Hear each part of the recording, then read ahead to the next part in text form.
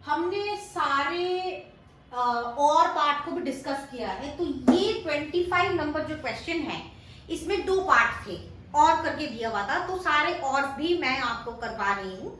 तो इसमें मैंने फिगर और बाकी जो क्वेश्चन है वो लिख दिया है बोर्ड पे। अब ध्यान दीजिए कि करना क्या क्या कर सकता है इसमें। जब आपको एंगल दिया रहता है ना कि angle 1 is equal to angle 2, एक रेशियो दिया हुआ है। ये रेशियो अभी समझ में नहीं आएगा, चलो जो भी है, जो भी रेशियो है, खाली इजी पार्ट पे ध्यान दो। वो क्या है? इजी पार्ट ये है कि angle 1 is equal to angle 2। अब वो एक ही ट्रायंगल का हिस्सा है। अगर ध्यान से देखोगे तो पी क्यू आर एक ही ट्रायंगल का हिस्सा है, दोनों ही एंगल, यानी यहां से कुछ निकल सकता है। क्या निकल सकता है? इन ट्रायंगल, क्या नाम है ट्रायंगल का?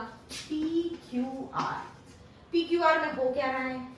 पी क्यू आर में ये हो रहा है कि angle 1 is equal to angle 2। अब इससे क्या बता देंगे कि P Q is equal to P R. क्यों? एंगल ऑपोजिट, या सॉरी, हाँ, side opposite equal angles are equal, है ना। हमने ट्रायंगल वाले चैप्टर में जो है वो बहुत पहले पढ़ा है, तो हमें वो रीजन के साथ जो है वो हमें लिखना पड़ेगा कि यहाँ पर P Q is equal to P R. क्या लिखना है? Side opposite equal angles are equal. Equal होते हैं साइड्स, अगर दो एंगल इक्वल हुए तो। अब जरा आ जाओ रेशियो पे। Q R by Q S, ठीक है, क्यू आर क्यू एस। फिर क्या है? Q T P R. अच्छा, क्यू टी पी आर। अभी एक चीज है कि पी आर के लिए हमने अभी भी निकाला है कि पी आर किसके बराबर है? पी क्यू के बराबर है। तो हम वो चीज यहां पे पुट कर सकते हैं कि Q T is equal to P Q. क्यों? अभी अभी हमने प्रूव किया है, प्रूव्ड अबव, ऐसा लिख सकते हो, प्रूव्ड अबव लिख सकते हो, या फिर वो रीजन भी लिख सकते हो कि P Q is equal to P R. अब जरा रीअरेंज करो। देखो, क्यू आर जो है वो क्यू एस के साथ है, और क्यू टी जो है वो क्यू पी या पी क्यू एक ही बात है, यानी एक ही साइड पे दोनों साइड्स जो है वो आ रहे हैं। तो आ तो रहे हैं, लेकिन वो एक ही ट्रायंगल के नहीं है। जो हमने जो आपका ना side ratio of the sides जो है वो प्रोपोर्शनल होते हैं, वो हमने ट्रायंगल चैप्टर में पढ़ा है। लेकिन उसमें होना क्या पड़ता है कि दो ट्रायंगल होते हैं, दो सिमिलर ट्रायंगल होते हैं, तो दोनों के साइड्स का रेशियो लेना पड़ता है, जो कॉरस्पॉन्डिंग साइड्स हैं उनका रेशियो। तो ये देखो कि Q R by Q S लिखा है is equal to Q T by P Q है ना। ये आपका हो ही गया है, ठीक है। तो आप ये आपका छोटा वाला ट्रायंगल बन रहा है क्यू एस पी, और ये आपका बड़ा वाला ट्रायंगल बन रहा है, क्या है ये? क्यू आर टी हो चुका हमारा, ठीक है। तो रेशियो एक बार इक्वल आ चुका है, और साथ में या आप इसको ऊपर करके भी लिख सकते हो। क्या लिखोगे कि Q S by Q R is equal to P Q by Q T. अब देखो हो गया, क्यू एस जो है वो आपका छोटे वाले ट्रायंगल का पार्ट था, Q S by Q R, और P Q by Q T, है ना। तो हमने वो जो चीज है वो हमें, मैं जो बता रही थी, वो तो पहले से ही हो ही रखा, तो मुझे कुछ एक्स्ट्रा करने की जरूरत ही नहीं है। यानी मैं क्या करूंगी, बस लिखूंगी कि इन ट्रायंगल क्या क्या, in P Q S and triangle क्या कि टी क्यू आर। अभी देखो रेशियो तो आपका निकाल ही लिया है आपने।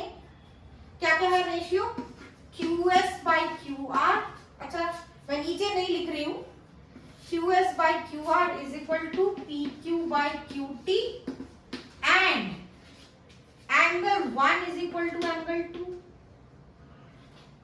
है ना। Angle 1 is equal to angle 2, इसे नाम लिखने का झमेला ही खत्म हो गया।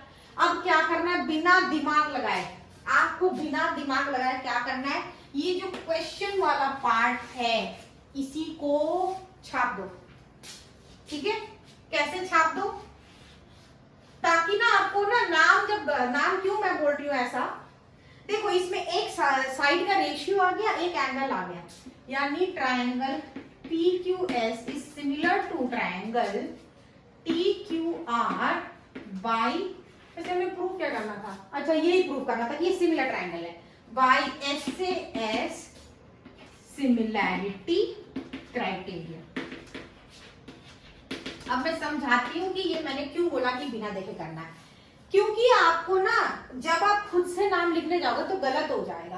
कैसे गलत हो जाएगा, एंगल 1 देखो, एंगल 1 क्या है, R की जगह पर जो है वो आपका Q होना चाहिए।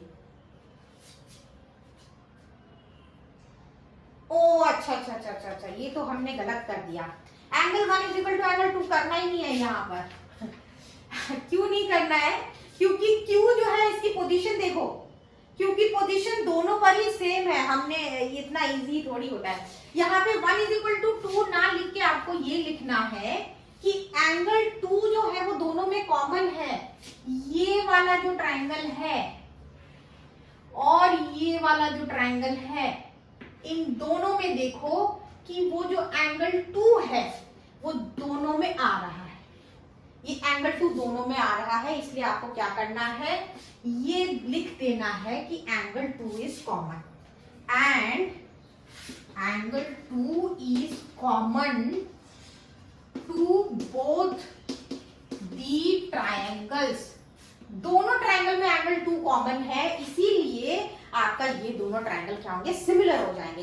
अब देखो मैंने पहले टाइम गलत बता दिया, एंगल Q की पोजीशन देखो, Q की पोजीशन देखो, दोनों का सेम है। उसके बाद रेशियो देखो, रेशियो में क्या होता है ना, थोड़ा मिलाना मुश्किल हो जाता है, इसलिए ये लोग हमेशा जब आपको देंगे तो सही नामकरण करके ही देंगे, इनके ऊपर विश्वास करो और वो नाम लिख दो। फिर भी मैं आपको एक्सप्लेन कर देती हूँ। अब देखो QS है, ठीक है, QS की पोजीशन सेकंड एंड थर्ड है, यहाँ पे क्या है QR, इनकी पोजीशन सेकंड थर्ड है, PQ है, PQ की पोजीशन फर्स्ट एंड सेकंड है, QT है फर्स्ट एंड सेकंड है, तो हमने नाम ठीक लिखा है। आप ऐसे भी लिख सकते थे, ठीक है, और आप ऐसे भी लिख सकते हो कि QS by PQ ratio of the corresponding size जो है ना, मतलब इसको PQ को ऐसे लिख सकते, बट ठीक है, हमने जो भी यहाँ पे किया है वो सब सही है। और मैंने जो आपको ये हिंट, एक क्लू दे दिया, एक ट्रिक पॉइंट, कि आपको कभी भी जब आपको नहीं आ रहा है कि कैसे नाम लिखना होता है, तो आप डायरेक्ट जो क्वेश्चन में लिखा है वो वाला नाम लिख दीजिए, क्योंकि वो हमेशा करेक्ट नाम ही लिख के देते हैं, ठीक है।